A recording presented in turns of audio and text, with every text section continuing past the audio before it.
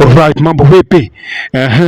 Kule Mombasa kuna mambo na mambo yamechemka. Stay tuned, let's go get it. Mheshimiwa Rais, kuna nyimbo moja unaipenda sana wewe. Juzi nilisikia ukaimba nikashangaa. Alikuwa anasema watati watatupenda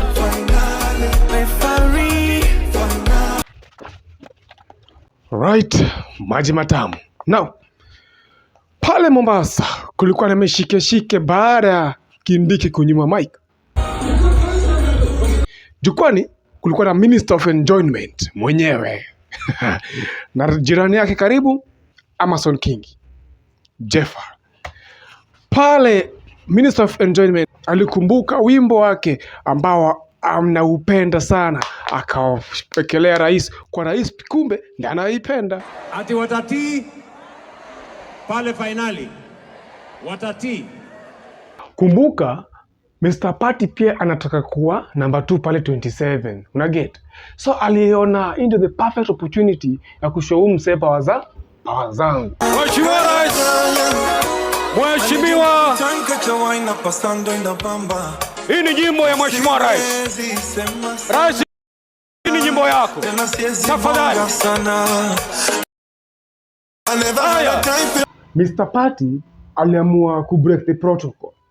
Instead of kumkaribisha Mr. Soprano, ili Soprano akaribishe Mheshimiwa Rais, what happened?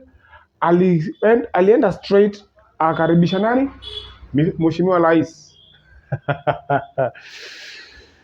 Soprano akaona hii ni mchezo, hii ni puzi gani? Acha akajiamsha akajipeleka pale mbele.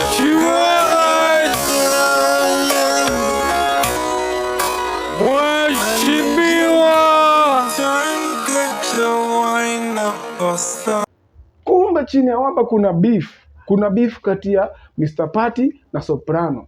Kumbuka 27 Mr. Party bado anataka tu ile number 2. Una get? Aliana na ndugu yangu Hassan Joho. Kwa sababu sisi sote ni fire na ni noma. Sasa kwa sababu noma ni ya Joho, aniachie fire na yeye achukue noma, lakini tuzitumie tukiwa pamoja. Ni fire si fire. Yeah. Ilikuwa mbaya. So pale nyuma kuna ka tension. But hiyo tension wanatry kuihide ili raia wasione. Pale Mr. Farouk Kibet, Plan Master, anajaribu kustraightisha vitu lakini wapi. Una get? Mambo ni mengi, masaa ndio machache. Make sure me like, share and subscribe. Belo TV, bonga usikike.